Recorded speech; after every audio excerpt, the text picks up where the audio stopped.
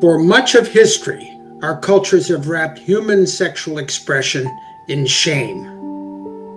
We whisper about it, we pass judgment on it, we treat sex as something abhorrent and morally corrupt. But when we step outside and look honestly at the living world, something very different becomes clear. Nature is sex positive by design. Life exists because living beings are drawn to one another. Flowers bloom to attract pollinators. Birds perform elaborate mating dances.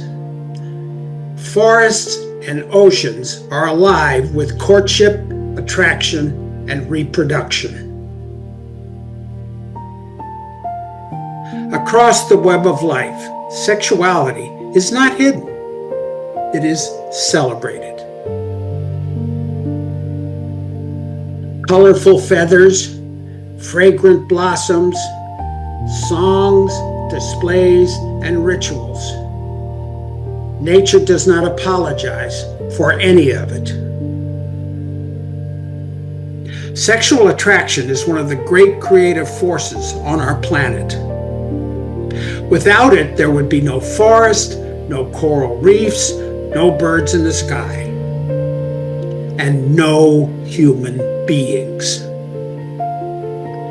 Yet human cultures, especially patriarchal cultures, have often treated sexuality as something shameful, particularly the sexuality of women. But nature tells a very different story.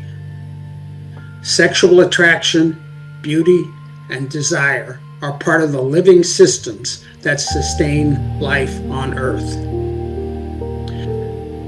The real challenge for humanity is not to suppress sexuality.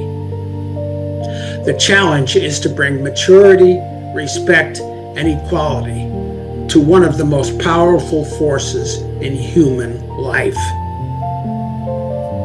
When human sexuality is grounded in dignity and partnership, it becomes something wondrous.